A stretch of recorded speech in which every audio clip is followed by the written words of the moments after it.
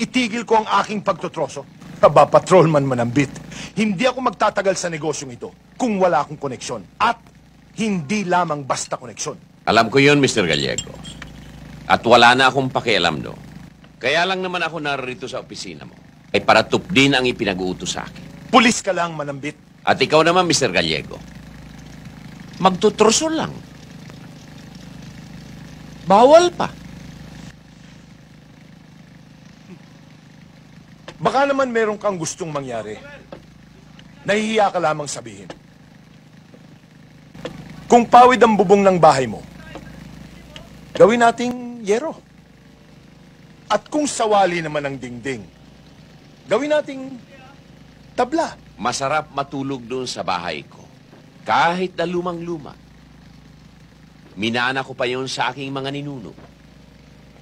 Ganito na lang ang gawin natin. Gampanan mong yung tungkulin at gagawin ko naman ang gusto ko. Maliwanag ba?